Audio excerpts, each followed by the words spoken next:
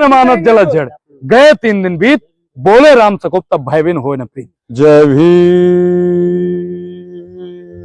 नमो बुद्धाय नमो बुद्धाय।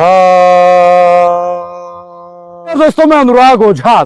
पहले तो क्रांतिकारी जय भीम। आपने जय भीम नहीं लिखा तो आप जाइए। कह दिया हम इस्तीफा नहीं देंगे। क्या देखिए अमित शाह की आपने बात की, जो 12वीं के बाद हमको इंटर करने की नसीहत देता हो, वो आज अंबेडकर साहब पे, हमारे परम पूजनीय बाबा साहब पे ज्ञान देने की बात कर रहा है। और वो सदन के अंदर बोल रहा है अंबेडकर अंबेडकर अंबेडकर अंबेडकर अंबेडकर अंबेडकर। एक फैशन हो गया है। उसके गले की आप आवाज को सुनिए, सुर को सुनिए। अगर उसके सुर पे ताल भिड़ाने वाला अगर कोई तबला वादक हो ना, तो वो भी गरिया के भाग जाएगा। ऐसी उनकी फटे हुए टेप रिकॉर्डर की आवाज हो गई है। मैं अमित शाह जी से कहना चाहता हूं, वैसे तो गृह मंत्री है, मैं उनको कोई नसीहत नहीं दे सकता हूं, लेकिन मैं एक चेतावनी आप समझ लीजिए, या वार्निंग समझ लीजिए, या अल्टीमेटम समझ लीजिए। अगर गृह मंत्री जी माफी नहीं मांगते हैं तो उनका इसका परिणाम गलत हो सकता है, क्योंकि चुनाव भी बहुत जल्द होने वाला है। नहीं, मैं धमकी किसी को नहीं दे रहा हूं। दिल्ली में चुनाव है, हो ही रहा है। यूपी में एक दलित तबका, बहुजन समाज, और बिहार में बहुजन समाज की आबादी बहुत ही ज्यादा है, लेकिन भारतीय जनता पार्टी लगातार बाबा साहब डॉक्टर भीमराव अंबेडकर का अपमान करती आई है। उनके दिल और दिमाग में सिर्फ और सिर्फ मनुस्मृति उनके दिमाग में बैठी हुई है। लोग दोषारोपण करते हैं कि मनुस्मृति ब्राह्मण ने लिखी। आज मैं पर्दाफाश करने वाला हूं दोस्तों। आज मैं आपको बताऊंगा कि मनुस्मृति लिखी किसने। एक समय था कि 2 वंश रहते थे, एक चंद्रवंश, एक सूर्यवंश। सूर्यवंशी भगवान राम के थे, चंद्रवंशी जो थे वो यादव, जो आज का यादव समाज हो, यादव समाज चंद्रवंशी था। और मनुस्मृति लिखने वाला अगर कोई था तो वो यादव समाज के थे। इसका प्रमाण भी आप लोगों को मिल जाएगा। बोलिए आपका क्या सवाल? धमकी क्यों दिया अमित शाह जी को? नहीं, मैंने धमकी नहीं दिया है। खुद बोला ये अल्टीमेटम है, मैंने बताया कि हाँ, इसको आप चल, क्योंकि बहुजन समाज के जो नेता हैं, किस बेस पे आपने अल्टीमेटम दिया? आप समझ नहीं रहे। देखिए मैं इसीलिए बार बार पत्रकारों से बोलता हूं कि आप लोगों को पढ़ने लिखने और समझने की जरूरत है। उन्होंने अंबेडकर का अपमान किया और बोला क्या, अंबेडकर अंबेडकर अंबेडकर। मतलब परम पूजनीय बाबा साहब जो हमारे लिए भगवान से भी बढ़ के हैं। भगवान ने हमको जो दिया हम जानते हैं, लेकिन बाबा साहब ने हमको क्या दिया, आप लोगों को क्या दिया, ये आप सब लोग जानते हैं। अगर बाबा साहब नहीं होते तो इन मैडम के हाथ में आज कैमरा और माइक नहीं होता।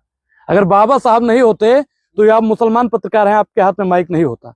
ये सब बाबा साहब की बदौलत है। सुनिए, कैमरा माइक बाबा साहब अगर नहीं होते, सुनिए मैं आपको समझा ही रहा हूँ, राजीव गांधी जी का देन है। आप समझिए पहले। आप बताइए, संविधान लोकतंत्र का चौथा स्तंभ क्या है?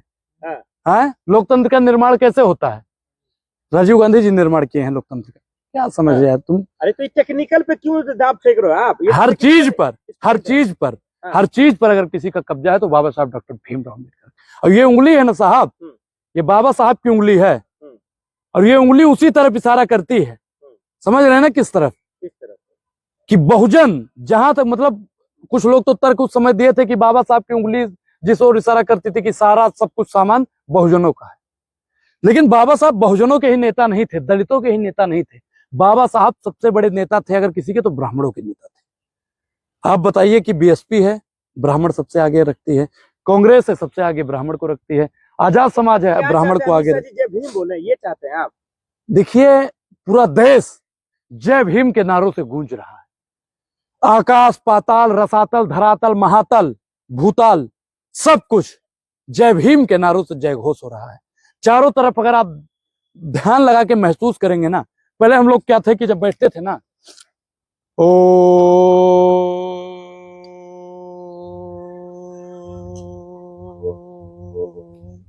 लेकिन आज क्या है, हम लोग ध्यान लगाते हैं, कहते हैं जय भीम नमो बुद्धाय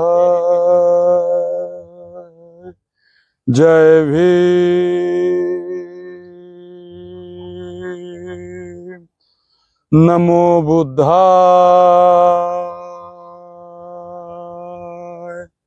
जय भीम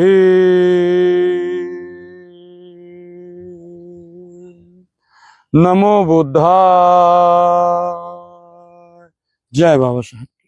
इससे एक नई ऊर्जा आती है हमारे अंदर, इससे एक नई ऊर्जा आती है।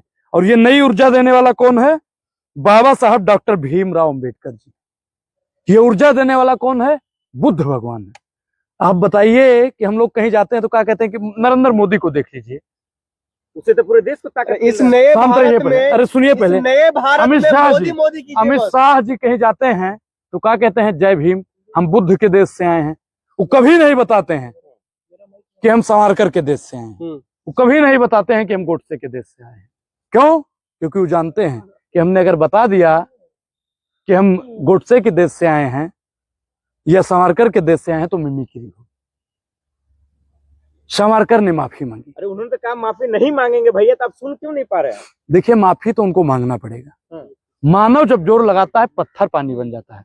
और आप तो मानस प्रेमी है महाराज। मानस में लिखा हुआ है कि बिना न मानत जल जड़ गए 3 दिन बीत, बोले राम सकोप तब भयबिन हो न प्रीत। तो भय दिखाना मानस के तौर तरीके से, अगर ये उन्होंने साफ साफ कहा है, मेरा कहने का मतलब यह था जो राहुल गांधी जो नौटंकी कर रहे हैं, इसलिए मैंने कहा अम्बेडकर अम्बेडकर अम्बेडकर। देखिए, आपने नौटंकी की बात की, इससे बड़ा कोई नौटंकीबाज हैगा जी? याद है ना जी कौन किया था? कौन किया था ये बताइए, कौन किया था? वो नौटंकीबाज था कि नहीं था? खाली डिब्बा गोल ऐसे करके कोई दिखा रहा था, मैं इशारा नहीं करना चाहता। कौन किया था वो नौटंकीबाज था। माथे पे, 1 मिनट में बता रहा हूं आपको, माथे पे यो सिक्का चिपकाया और यो गिराया। ये नौटंकीबाज कौन था भी? कौन था वो नौटंकीबाज? शांत रहिए। वो कौन नौटंकीबाज था? नरेंद्र मोदी था। अब आप बताइए, उससे बड़ा नौटंकीबाज इस पृथ्वी पर कोई है? अपमान करेंगे बाबा, मोदी का, देश के प्रधानमंत्री का अपमान करेंगे आप। मैंने नौटंकीबाज करेंगे, मैंने नौटंकीबाज का किया है। नौटंकीबाज को नौटंकीबाज कहूंगा, कहूंगा, कहूंगा, कहूंगा। अगर आपको दिक्कत है तो आप माइक हटाइए। अनुराग ओझा की गिरफ्तारी तय है। क्यों? क्योंकि आप अपमान कर रहे हैं। देखिए, अगर संविधान की बात करना गिरफ्तारी है तो आप कर लीजिए भाई, गिरफ्तार कर लीजिए। अगर संविधान की बात करना, बाबा साहब की बात करना आप लोगों के खिलाफ हिसाब से जुर्म है तो अनुराग ओझा जय भीम जय संविधान बोलकर ये जुर्म करता आप रहेगा। स्वर्ग नहीं जाना। अगर नीली टी शर्ट पहनना, अगर नीली टी शर्ट पहनना, सफेद टी शर्ट पहनना प्रेस वाली, अगर आपके हिसाब से जुर्म है तो अनुराग ओझा जुर्म करता रहेगा। ब्राह्मण होकर संविधान की बात करना अगर जुर्म है तो अनुराग ओझा जुर्म करता रहेगा। आप स्वर्ग नहीं जाना चाहते? स्वर्ग? देखिए, स्वर्ग तो हम लोग जाएंगे। ये हमको अमित शाह नहीं सिखाएगा स्वर्ग कैसे जाना है। अगर अमित शाह सिखा रहा है कि स्वर्ग कैसे जाना है तो आप बताइए कि सिरिंगी की तबीयत खराब थी, दुर्भाग्यवश, अगर भगवान न करे ऐसा कुछ होता है तो स्वर्ग जाएगा नरक जाएगा। आप बताइए कि अभी कई लोग भाजपा के मरे हैं। जल्दी अमित शाह ने अमित शाह जी जय श्री राम छोड़ के जय भीम का जाप करना चाहते हैं। देखिए, हम तो जय भीम जय भीम जय भीम जय भीम जय भीम जय भीम जय भीम जय भीम जय भीम जय भीम जय भीम जय भीम जय भीम क्रांतिकारी जय भीम बोलते रहते हैं। आपको दिक्कत है? हमसे बड़ा रामवादी हैं आप, हमसे ज्यादा राम के बारे में जानते हैं।